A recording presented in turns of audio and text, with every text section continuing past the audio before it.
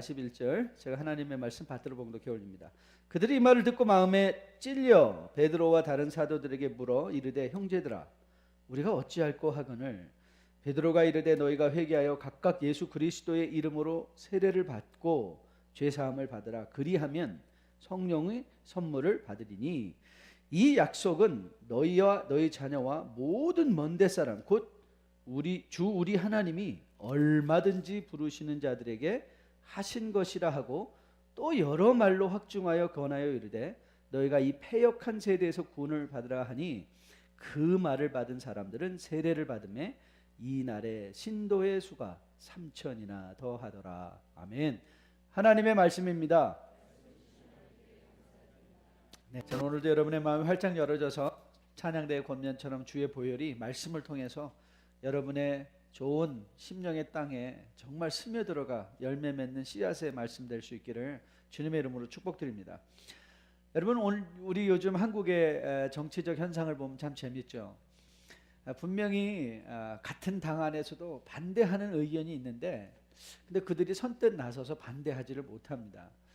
왜냐하면 한국 문화는 진리에 따라 움직이는 문화가 아니라 정서에 따라 움직이는 문화이기 때문에 그렇습니다. 아니 그건 한국뿐만 아니라 이 동양적 사교 방식, 체면 문화를 가지고 있는 문화는 어디나 이런 현상이 있게 마련입니다. 그래서 이 동양적 사고 방식에서 갖고 있는 인간의 소위 말에는 지혜가 뭐냐, 그러니까 처세술이 뭐냐, 그 처세술 중에 하나는 자기 자신의 능력 중에 3할은 반드시 숨겨놓으라 하는 것이 이것이 처세술입니다. 있는 것 다 보여주지 말고 3개는 늘 남겨놓으라 이 말을 하는 것이죠. 언젠가 어느 순간에 내가 그것을 써야 될지를 모르기 때문에 그렇죠. 모든 것을 다 드러내지 않기에 우리는 서로의 의도를 파악하기가 너무너무 힘든 그런 관계 속에서 살아가곤 합니다. 사실 당파 싸움으로 점철된 한국의 역사, 여러분 우리의 인사말 중에 하나가 뭐죠? 밤새 안녕하셨냐고. 왜요? 밤새 여러 가지 역사의 일들이 일어났기 때문에 그렇습니다. 불과 그 밤새는 일에 내가 알지 못하는 일들이 일어날 수 있는 것이 인간관계 동양적 사고방식, 하루에도 정권이 뒤엎어지는, 하루에도 내 자신의 안위가 염려되는 그런 일들이 일어나고는 하였던 것이죠. 이런 분위기 속에서 우리가 살아남기 위해서 사실 이런 면에서 우리 한국 1세는 2세들과도 매우 다릅니다. 그 중에 하나가 뭐냐면 저마다 자기 마음속에 무언가 하나씩 갖고 있는 리스트들이 있습니다. 능력이면 능력, 약점이면 약점, 누군가의 약점이면 약점, 이 모든 거 하나들을 가지고 있죠. 그런데 이런 사회적인 세상적인 문화적인 현실 속에서 우리가 세상 속에 살고 있기 때문에 은연중에 교회 안에도 이런 처세적 마음들이 존재하고 있다는 사실입니다. 그래서 교회 안에도 그런 경우가 많이 나타나죠. 그래서 교회 공동체가 이 교회 공동체라는 것은 confessional community, 이 교회 공동체를 confessional community라고 고백적 공동체다 하는데요. 이 confession이라는 말, confession은 con은 together라는 뜻입니다. 라틴어의 의미로.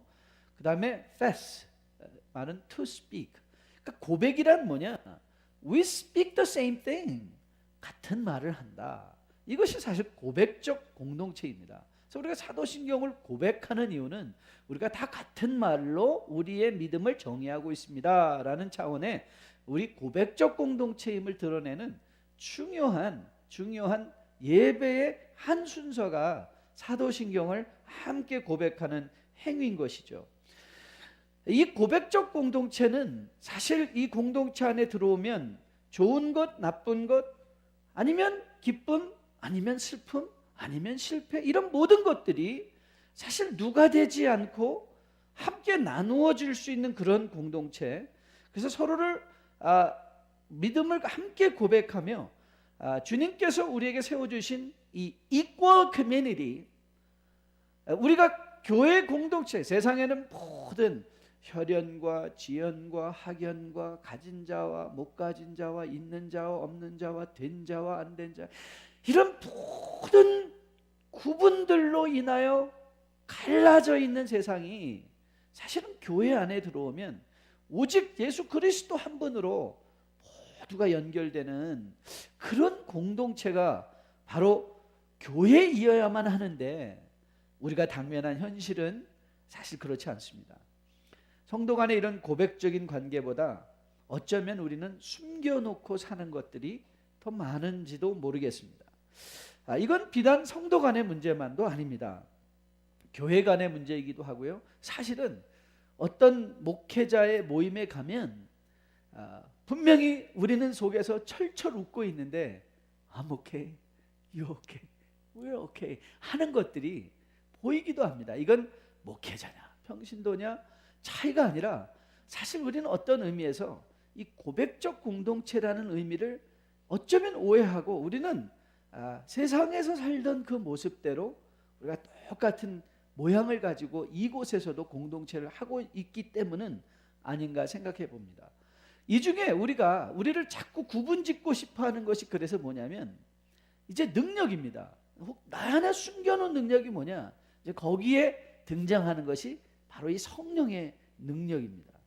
우리는 이미 본 대로 성령은 brute force, 어떤 힘이 아니라 성령은 인격이심을 우리는 분명히 보았고, 성령의 능력이란 우리가 이미 여러 차례 성경을 통해서 사도행전을 통해서 본 것처럼 하나님께서 공동체의 유익을 위하여 구속사적인 목적을 가지고 이미 와 있는 하나님의 나라에 대한 우리의 확신과 이해, 보증으로 주시는, 하나님의 나라가 멀리 있는 것이 아니라 It is right in you, among you, midst of you, for us, 우리를 위해 온 것이다라는 것을 보증해 주는 guarantee, guarantor, 보증인이라는 것을 우리에게 보여주시면서, 이 능력은 절대로 내가 능력을 받았기 때문에 I am more powerful than you, 그러니까 성령은 절대로 성도의 삶의 공동체 안에서 신분적 구분을 형성하는 게 아니라는 것이죠.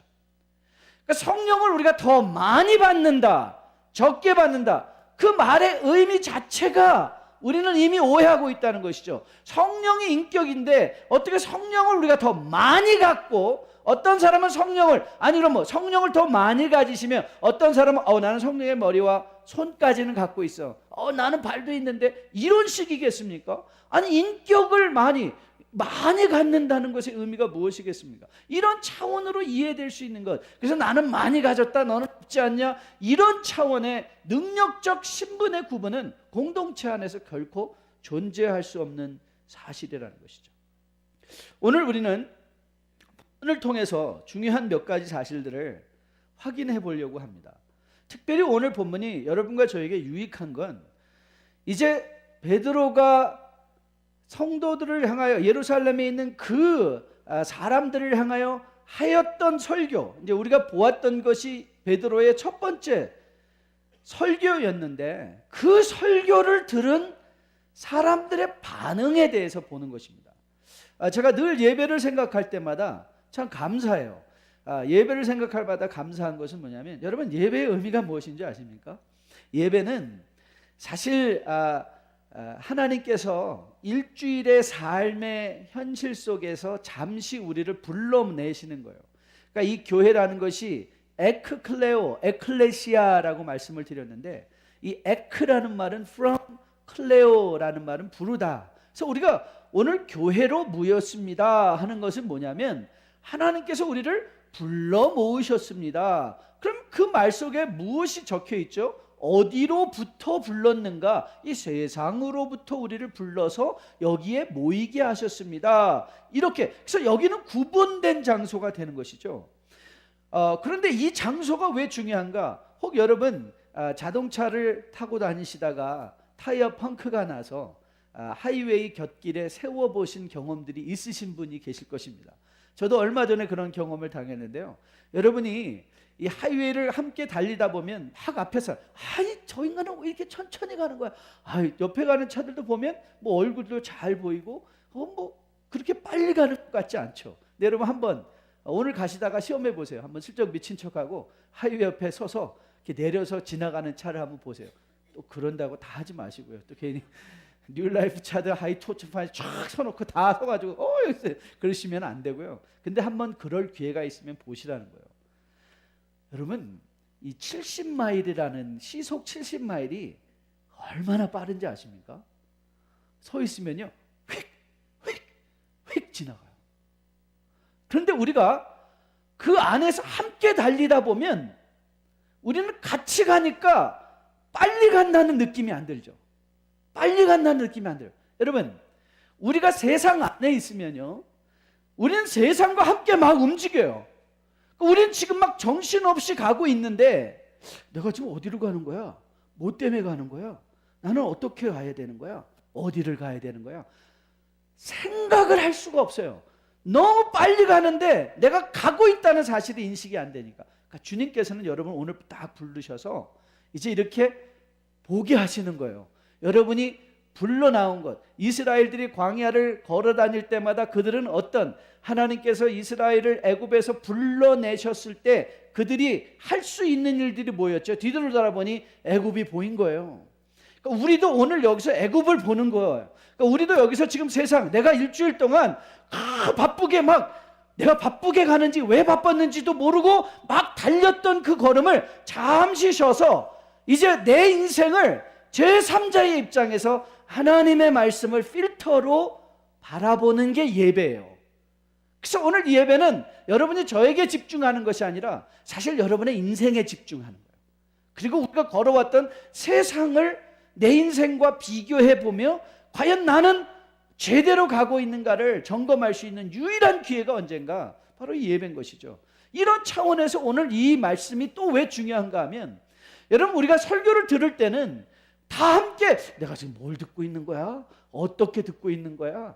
나는 이 설교에 어떻게 동참해야 되는가를 여러분 모르실 수가 있어요. 왜? 그냥 다 여기 앉아서 다 듣고 있으니까. 그런데 오늘 본문을 보면 하나님께서 우리를 잠시 불러내셔서 야야 봐라, 오늘 베드로의 설교를 들은 백성들의 반응들을 너희들이 주의해서 보며 이제 오늘 우리가 이 예배의 현장에서 하나님의 말씀을 들으며 그 말씀을 가지고 어떻게 세상을 바라봐야 되는가를 간접 경험하게 하시는 바로 그런 놀라운 은혜의 영적 기회가 오늘 여기서 주어지고 있는 것이죠. 그래서 저는 여러분들이 오늘 정말 하나님께서 여러분을 불러내요 오늘 이 자리에 모이게 하시고 그리고 여러분의 인생을 돌아보게 하시며 오늘도 우리를 슬쩍 불러내셔서 우리로 하여금 베드로의 설교와 베드로의 설교를 듣고 있는 사람들을 이렇게 객관적으로 보게 하시면서 그 설교의 말씀을 받는 이들의 반응을 통하여 나를 비추어 보고 그리고 내가 어떻게 그 말씀을 통하여 새로운 사람으로 거듭나야 될까, 하나님이 의도하시는 바 그 목적대로 나는 어떻게 우리의 삶을 리스티어링, 방향 전환을 해야 될까 하는 이런 실질적인 삶의 모습들이 여러분에게 주어지는 귀한 시간 될 수 있기를 주님의 이름으로 축복드립니다. 우리가 성령을 능력으로 잘못 이해하면요, 제가 이런 어떤 목회자 컨퍼런스 갔는데요, 목회자 그분이 나오셔가지고 우리들을 얼마나 막 당신들은 능력이 부족하다고, 베드로는 한 번의 설교에 3,000명을 회개시켰는데 당신들은 3,000번을 설교해도 한 사람도 변하지 않는다고. 그래서 교회가 막 그런 말을 들었어요. 그런데 여러분 오늘 본문에서 보면 과연 정말 본문이 베드로가 얼마나 능력 있는 설교자였는가를 보여주려고 이 구절을 여기에 적고 있는 것일까? 저는 그렇지 않다고 믿습니다. 이건 베드로의 능력에 관한 문제가 아니기 때문에 그렇습니다. 이건 베드로의 능력이 아님을 이제 베드로가 자기의 설교에서 증명해낼 것입니다. 여러분 오늘 이 본문의 주인공은 예수 그리스도십니다. 그거를 이제 증명하고 그것을 바라보고 오늘 우리 예배의 주인공 또한 여러분의 인생의 또한 주인공이 예수 그리스도시고 그 인생의 주인공 되신 예수 그리스도가 오늘 이 예배의 현장에서만 영향을 미치시는 분일 수가 없고 그 예수 그리스도가 우리의 삶의 모든 영역에서 영향을 미쳐야만 하고 아니 미치실 수밖에 없는 분인 것이 그리스도의 그 실존적 present power, 하나님의 그리스도의 능력은 과거의 능력도 아니고 It's not merely the power in the past. 그리스도의 능력은 It's not merely power in the future.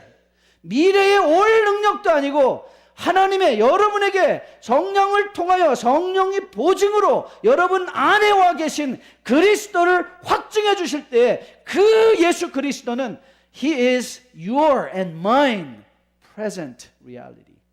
바로 현재적으로 영향을 미치는 바로 그 하나님인 것을 오늘 우리가 마음으로 꼭 받아 이 예수 그리스도를 만나고 갈 수 있게 되기를 주님의 이름으로 축복드립니다. 자, 우리 다시 한번 이제 본문을 좀 우리가 구분해서 이해해 보도록 하겠습니다. 여러분 성경을 볼 때마다 많은 생각을 하셔야 되는데요. 오늘 이 성경 속에는요, 이 성경을 읽는 데는 세 가지 다른 부류의 독자들이 있는 것을 여러분들이 생각하셔야 됩니다. 사실 이런 것들은 여러분들이 노트를 하시면서 들어야 되는데 제가 많이 권면을 해드리는데 정말 한번 다음 회계연도에는 여러분들이 좀 노트를 활용해 주시면 참 좋을 것 같습니다. 그럼 여러분에게도 많은 영적인 유익이 될 것 같아요. 이런 컨셉들은 여러분이 꼭 잡고 있어야 되거든요. 그러니까 왜 그런가 하면 오늘 성령은 여러분이 보시기에 단순한 책이 아니라 이 역사를 시공을 초월하는 그런 책이기 때문에 그런데요. 오늘 여러분들이 본문을 잘 보시면 본문에는 세 가지 다른 독자가 있습니다. 예를 들면 베드로의 설교를 세 가지 다른 사람들이 듣고 있는 거예요. 첫째는 누굽니까? 1차적인 히어로들은 누구냐면 바로 그 자리에 베드로와 함께 있었던 사람들이에요. 그렇죠? 오늘 여기에 등장한 3,000명이라는 숫자, 거기에 있었던 그들이 베드로의 설교를 듣고 있죠. 그러나 오늘 이 설교를 듣고 있는 또 한 사람이 있는 걸 여러분 아시죠? 누가가 이 사도행전을 기록하며 그가 누구를 위해서 기록했다고요? 데오빌로요. 데오빌로요. 그러니까 우리는 이 본문에 데오빌로라는 사람이 오늘 이 베드로의 설교를 들었을 뿐만 아니라 베드로의 설교를 들었던 사람들의 반응까지도 그들은 보고 있어요. 거기에 세 번째 독자는 누가? 여러분과 저죠. 우리는 이 본문을 보면서 베드로의 설교를 들었던 사람들을 또 보고 있고, 그리고 우리는 베드로의 설교를 들었던 데오빌로가 있다는 것도 알고 있고, 그리고 여러분과 저는 또 이 모든 것을 동시에 이 역사적인 성과 속에서 우리는 그 역사를 뚫고 들어가서 거기에 있는 모든 사람들을 보고 있는 것이죠. 그러면 오늘 왜 이 사실을 구분하는 게 중요한가? 여러분 맞습니다. 베드로의 그 당시 베드로가 육성으로 설교를 할 때 그 음성을 들었던 사람들은 베드로의 말을 들은 것이 사실입니다. 하지만 우리는 그렇게 보지 않습니다. 이들은 베드로의 말을 들은 게 아니다. 베드로를 통하여 주신 하나님의 말씀을, 베드로를 통하여 역사하신 그리스도의 능력을 이들이 보고 있는 것이다라는 것을, 그것이 바로 사람을 변화시키는 힘이라는 것을 우리는 볼 수 있게 되는 것이죠. 여러분, 베드로가 전한 내용이 뭐였죠? 예수 그리스도가 어떻게 사셨고 어떻게 죽었는가를 그는 설명했습니다. 그리고 그가 우리가 지금 걸어온 것처럼 두 요엘과 시편 말씀을 등장시켜서 어떻게 예수 그리스도가 구약에 예언되어진 대로 오셨는가, 그리고 그는 또 구약의 증거가 있고 신약의 증거가 있고, 그리고 또 이 일에 대해서는 우리가 다 증인이라. 혹시 여러분들이 신명기를 읽으신 분이 계시다면요, 형제를 송사하고 이 유대인들 가운데 어떤 증거가 가치를 갖기 위해서는 두세 사람의 2개 이상, 그러니까 즉 어떤 한 가지 사실이 증거로 채택되기 위해서는 적어도 그러니까 여러분, 이 베드로가 그냥 요엘만 하고 시편 하는 이유가 아니에요. 그냥 하다가 요엘과 시편이, 사실 우리가 이걸 분석해 보면 베드로는 아주 케어풀하게 내가 하고 있는 말의 최대한의 지금 예수 그리스도를 증명하는 데 있어서 적어도 두 가지 이상의 증거들을 제시하며 이 일에 다 증인인데 나 혼자 증인 아니다, 우리가 다 이 일의 증인이다라는 것을 통해서 어떻게 예수 그리스도가 확실하게 구속주가 되셔서 이 구약으로부터 신약에 이어 우리를 구원하시는 분, 즉 오늘 베드로가 전하고 싶었던 것은 내가 얼마나 위대한 설교자가 아니라 베드로의 마음속에는 오직 그리스도만 전하고 싶었던 거예요. 그리스도만 전하는 거예요. 그랬더니 어떤 일이 일어났는가? 그리스도를 전파했더니 누가가 이렇게 마음 표현을 했습니다. 저희가 이 말을 듣고 마음에 찔렸다라는 말을 했어요. 근데 여러분, 이 마음에 찔렸다는 것을요, 이거는 우리가 이 마음에 찔렸으니까 뭐 약간 좀 속된 비속어를 사용한다면 캥김 정도가 아닙니다. 오늘 헬라어가 전하려고 하는 마음이 찔렸다는 것은요, 마음을 격렬하게 동렬시켰다는 거예요. 그래서 agitate vehemently, agitate vehemently. 이 vehement라는 것은 엄청난 폭력을 폭력이 아니라 엄청난 영향력을 등장시키는 아주 violent한 움직임을 말하고 있는데요. agitation, 마음이 동요되는 정도가 아니라 완전히 그 얼굴에 그 모든 것이 다 표현되는, 그래서 영어 성경은 이 표현이 마치 무엇 같은가? cut to the heart. 이 영어 표현에 cut to the point라는 말이 있잖아요. 야, 단도직입적으로 들어와서 얘기하라. cut to the point. 근데 오늘 이 표현은 뭐냐면 마음이 찔렸다 하는 것은 cutting to the heart. 그러니까 그 마음으로 뚫고 들어왔다는 표현이에요. 여러분, 만약에 여러분의 마음이 찔리면, 마음이 잘라지면, 마음이 동요되면 아픕니까? 안 아프겠습니까? 아프죠.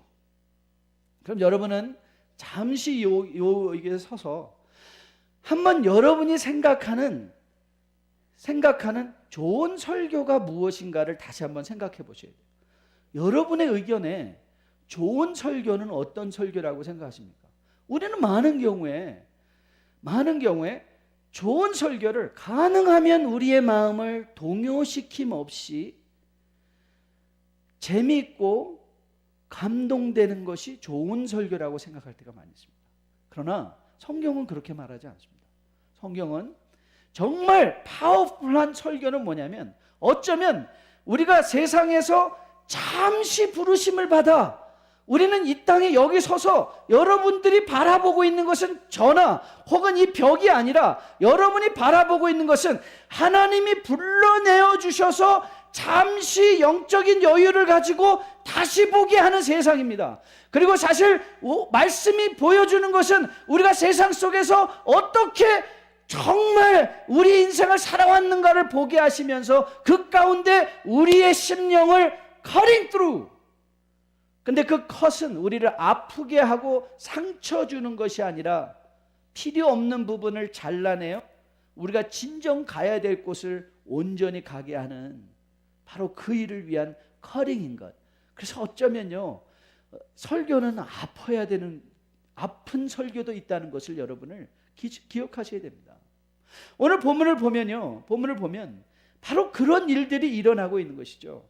여러분, 제가 이 말씀을 보면서 오늘 아침에 다시 한번 확인했어요. 제가 다시 한번 확인했던 것은 마태복음 15장에 등장한 가나안의 여인이었습니다. 여러분, 그 가나안의 여인이 예수 그리스도가 지나간다는 소식을 듣고 그가 그리스도 앞에 나와서 자비를 베풀어 줄 것을 간구하며 내 딸이 귀신 들렸는데 주님 제발 좀 고쳐주세요 라고 말했습니다. 여러분, 그때 주님께서 그 여인에게 하셨던 말을 여러분은 기억하실 것입니다. 뭐라고 기억하시죠? 자녀들에게 주었을 것을 음식을 개에게 주는 것이 마땅치 않다 그랬어요. Can you imagine? 자녀에게 줄 양식을 개에게 주는 게 마땅치 않다 그랬어요. 그런데 더 놀라운 건 뭔지 아십니까? 이 여인의 반응입니다. 주여 맞소이다. 하지만 개들도 주인의 상에서 떨어진 부스러기를 먹고 살지 않습니까? 그때 주님 뭐라 말씀하시죠? 여인아, 내 믿음이 크다. 내 믿음이 크다. 만일 제가 혹이라도 그렇게 했으면 뒤집어 엎으실 분들이 있으실 것 같아요. 그렇지 않습니까?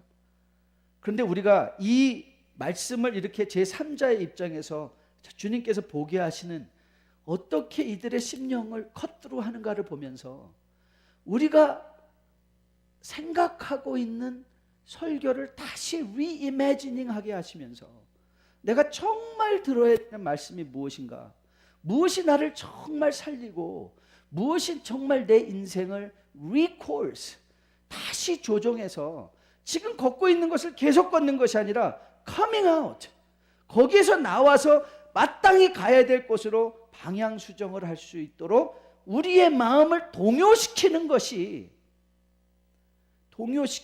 하나님의 말씀, 바로 그리스도의 능력인 것을 새롭게 확인받는 것이죠. 그래서 이들이 묻습니다.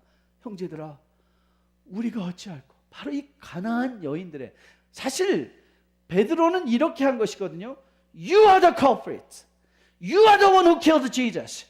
이들은 이렇게 말, 야 베드로 무슨 말이냐? I wasn't even there. 나는 거기에 있지도 않았다. 내가 언제 예수 그리스도를 죽였냐? 너희들 무슨 말 하는 것이야? 너는 거짓말하는 자들이라 라고도 할 수 있었을 것입니다.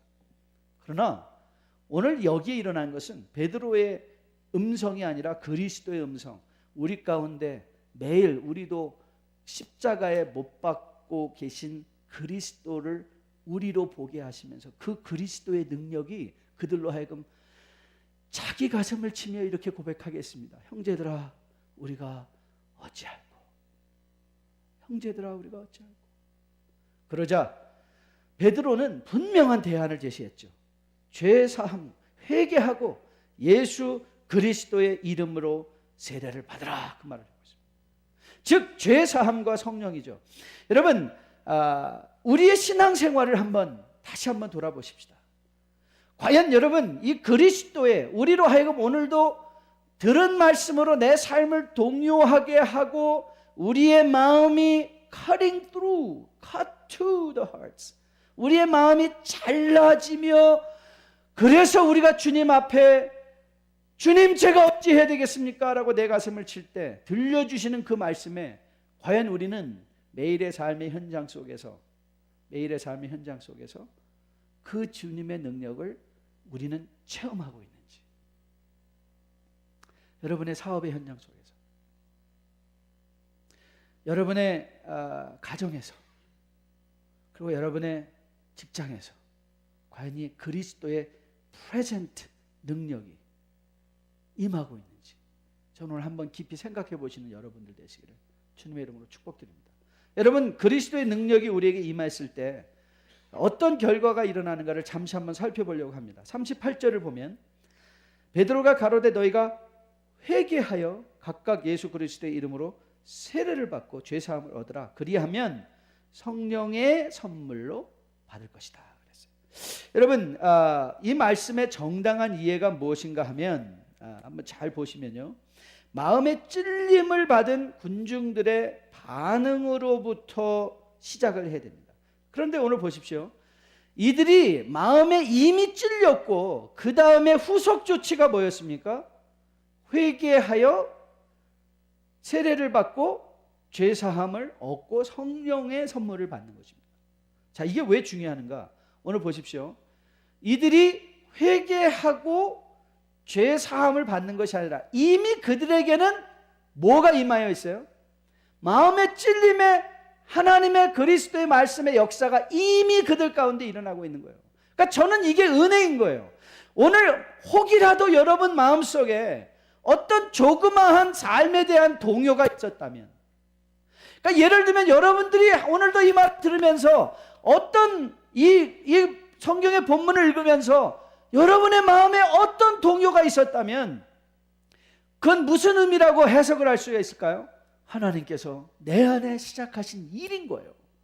그럼 그 일을 우리가 공개적으로 확증하는 방법이 뭡니까? 실제적인 삶의 현실 속에서 회개하는 것이요, 입으로 회개하는 것이요, 그러한 더불어 행동으로 모든 그 행위들을 세례받음으로 거룩함으로 옮겨가는 것이고, 더불어 우리에게 약속하여 주고 계신 바, 여러분 38절의 말씀을 한번 다시 잘 읽어보십시오.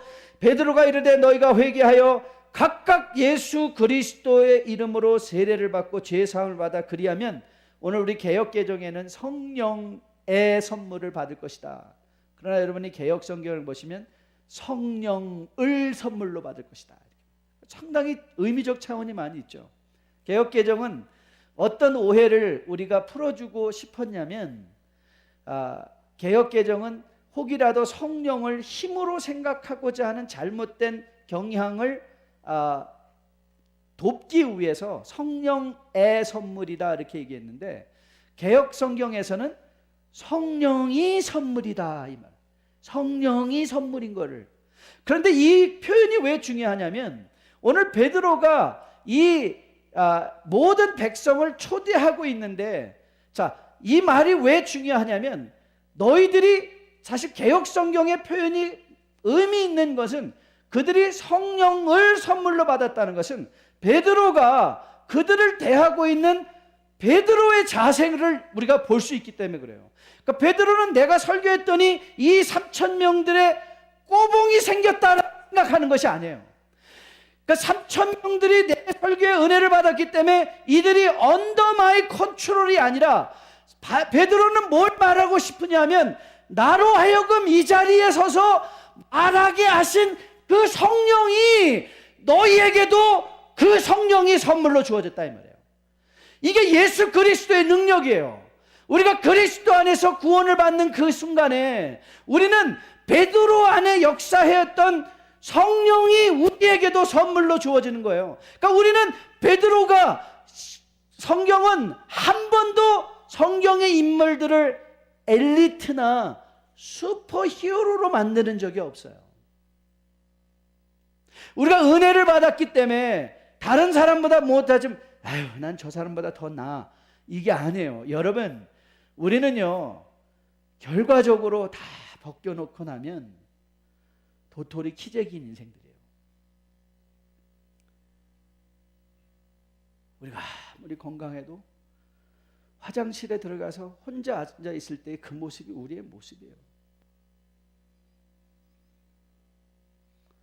그런데 그런 우리들에게 성령이 오셔서 우리의 삶을 변화시킬 수 있고, 오늘 베드로의 인생을 변화시키고 그의 인생이 변화되어 이제는 무언가 그가 추구하는 것 이상의 영적인 것을 추구할 수 있는 인생으로 부르심을 받고, 그리고 그들이 이 패역한 세대에서 불러냄을 받아 구원을 받아 이들이 무엇이 됐는가? 이제는 초대 교회가 이제 여기서 탄생하는 거예요.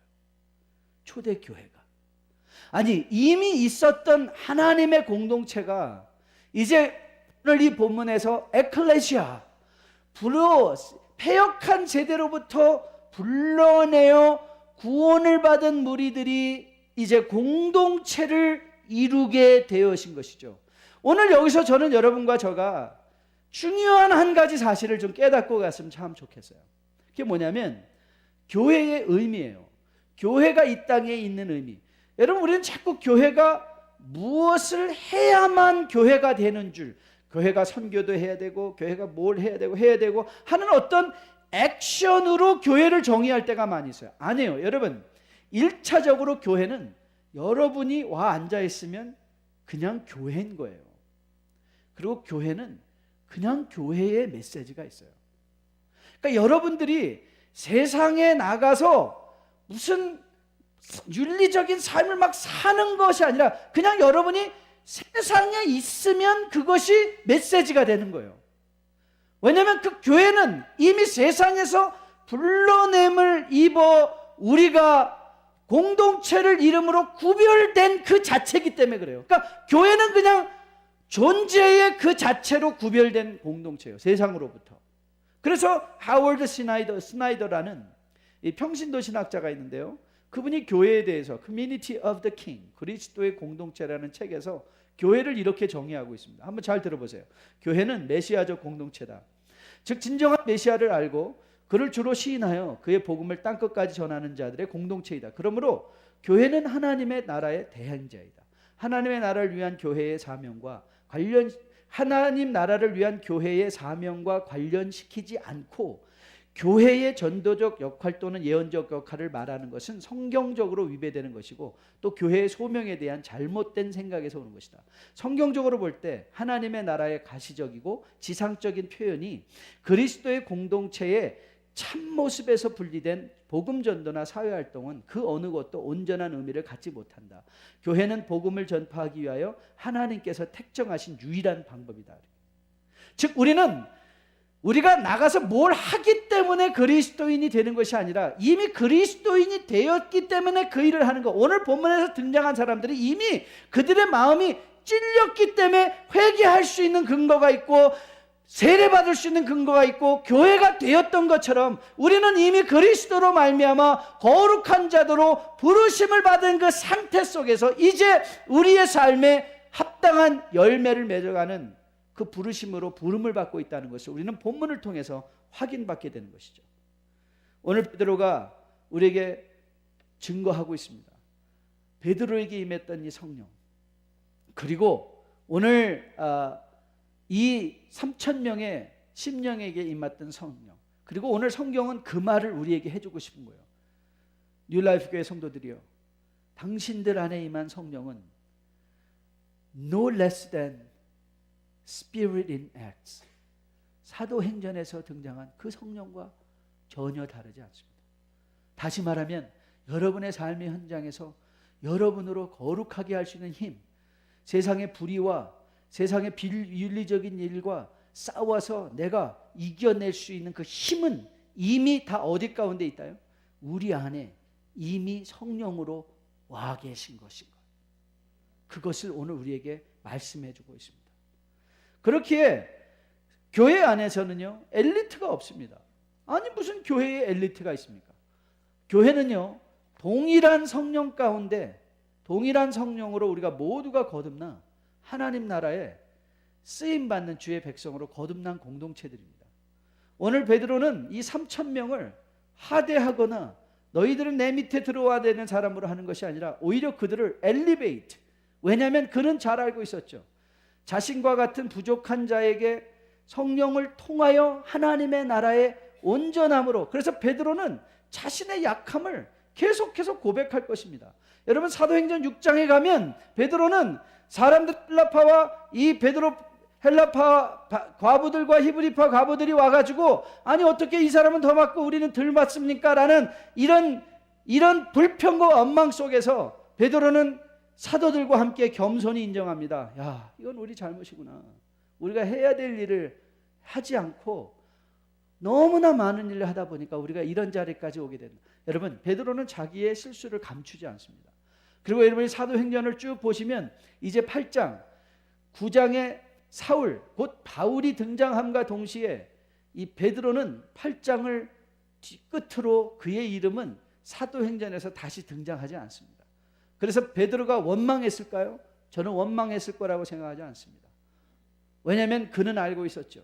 이 땅에서 자기가 어떤 자리를 차지하는 것이 아무런 의미가 있는 것이 아닌 것을 그는 알고 있었기에 다가올 세상에 그의 포커스가 맞춰지고 나니까 여러분 이 땅에서 다가올 주님에 대한 포커스가 나와 있을까요? 여러분 내가 가난한 것을 억지로 가난한데 가난하지 않은 것처럼 숨길 필요가 없죠. 내가 능력이 없는데 능력이 있는 것처럼 숨길 필요가 없죠. 그래서 뭔가 있는 것처럼 늘 10개 중에 7개는 보여주고 3개는 숨겨놨다는 인상을 그 3개도 없으면서 그런 인상으로 우리 커뮤니티 안에서 정말 허울을 쓰고 살아가는 그런 피곤한 삶으로의 초대가 아니라 오늘 사도행전은 어떻게 이 친구들이 예수 그리스도로 말미암아 그의 능력이 우리 가운데 오늘 임하니까 어떻게 훌훌 다 그들의 허울을 벗어버리고 약하면 약한 대로 강하면 강한 대로 스스로를 인정하며 자유롭게 인생의 최고의 목표가 하나님 나라에 완성된 그 나라에 태어난 주의 백성으로 서는 것을 소원하며 이 신앙의 행진을 감당하는가를 우리에게 보여주고 있는 바로 우리가 간접 경험할 수 있는 우리의 삶의 표현들이 사도행전 아니겠습니까? 전 여러분과 저가 이제 이루어가는 이 공동체가 바로 여러분이 받은 이 성령이 바로 베드로 안에 있었던 성령이요, 이 3,000명의 인생을 바꿨던 성령이요, 여러분의 그리고 저의 삶에 모든 변화를 이끌 수 있는 그 성령인 것을 다시 한번 마음에 기억하는 여러분들 되시기를 주님의 이름으로 축복드립니다. 그리고 저는 여러분들이 이 성령에 이끌려 살아갈 수 있게 해요, 여러분들의 마음이 성령으로 더욱더 민감해지실 수 있기를 주님의 이름으로 축복드립니다. 여러분들 성령은요, 어떤 일도 우리를 대신해서 해주시지 않습니다.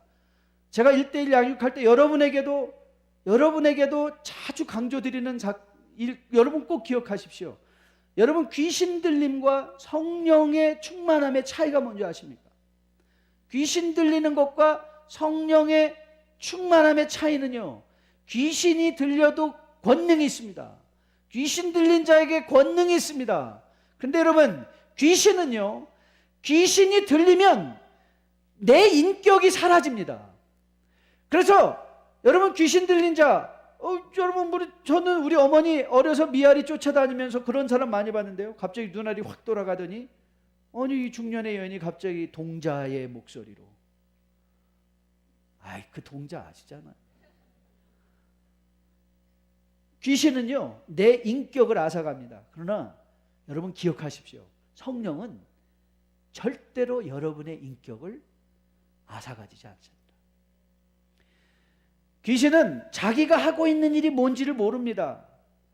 성령은 그렇게 역사하지 않습니다. 그래서 우리는 내 성령 충만 받아서 나는 이거 하고 싶지 않은데도 성령이 확 하게 하고, 나는 이 사업에도 내가 정말 이렇게 하고 싶은데 성령이 이렇게 휙 이끌어 가시고, 내가 여기 가고 싶은데 나는 선교 가고 싶은데 내가 세상에서 막 열심히 하고 있는데 갑자기 성령의 충만한 역사가 임해서 나는 원하지도 않았던데 어느 날 보니까는 선교 가는 비행기 타고.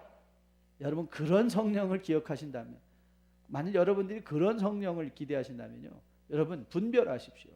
그건 성령이 아니라 악령일 수도 있습니다. 성령은 여러분의 인격이 매일의 삶의 현실 속에서 너무 민감하게 깨어나게 하십니다. 그래서 바울은요, 그런 부분에 자기가 성령의 충만함을 받을수록 그는 오호라 나는 공고한 자로라, 이 사망의 몸에서 자기가 얼마나 사망의 몸에 갇혀 있다는 사실이 너무 뚜렷하게 구분이 돼요. 그러니까는 그 인격 속에 그는 더욱더 그리스도를 간구하고 갈망하게 되는 것을 보게 됩니다. 이런 고백적 공동체, 저는 쉽지 않겠지만 여러분과 저가 우리 뉴라이프를 통해서 또 이루어갈 수 있기를 주님의 이름으로 축복드립니다. 여러분, 혹시 이명래 고약 기억하십니까? 이명래 고약 터키였습니다. 그 껌과 같은 거무틱틱한 것에 코딱지 같은 노란 거 하나 딱 껴가지고 종기에다 딱 붙여주면 그 다음날 구멍이 뻥 나버리죠. 거기서 맛있는 노란 고름이 쭉. 근데 여러분, 제가 어느 날 한국 갔더니요, 요즘 이명래 고약은 다 오리지널이 아니래요. 그래서 왜 오리지널이 아니냐고 그랬더니 이명래 씨가 돌아가시기 전에 비밀을 안 가르쳐주고 가셨대요. 그래서 다 카피래요. 이 오리지널. 그래서 요즘 이명래 고약 별로 효용이 없대요. 이거 아무리 갖다 더덕더덕 붙여도 구멍이 뻥 나서 이게 노란물이 줄줄 나오는데 안 나온대요. 여러분, 세상은 이런 곳이죠. 끝까지 감춰놔야 능력이 되죠. 그런데 우리는 형제들을 어찌할꼬 하고 자기 죄를 드러내잖아요. 자기를 착 까발리는데 거기에 능력이 오는 거예요. 자기 자신의 약점을 드러냈는데 거기에 능력이 와요. 너희들이 죄인이다 그럴 때 맞습니다 하니까, 너희들이 약한 자다 맞습니다, 너희들이 부정 맞습니다, 너희들이 없는 맞습니다, 인정하니까 그 공동체 안에 능력이 나타나기 시작해요. 전 여러분과 저가 여러분의 가정에서도 그리고 우리 공동체 안에도 그런 능력을 한번 경험할 수 있기를 주님의 이름으로 축복드립니다. 그래서 정말 여러분이 살아가면서 혹이라도 다운된 마음이 있다면 여러분이 어떤 어려움과 힘듦과 죄악 속에서도 여러분을 불러내어 거룩한 주의 백성 삼으신 그리스도의 능력, 그 성령이 우리 가운데 거하시며 끊임없이 우리의 죄를 회개케 하시며 십자가 표대를 향하여 나아가게 하시는 그 주님인 것을 기억하며, 저는 여러분이 또 일주일의 삶을 이 세상 속에 들어갈 때 지난주와는 달리 달리면서도 옆에 있는 것들이 슬슬 보이고 죄가 보이고 하나님의 거룩함이 보이고 그리고 내가 가야 될 방향이 더 분명하게 보이는 그런 한 주간의 삶이 될 수 있기를 주님의 이름으로 축복드립니다.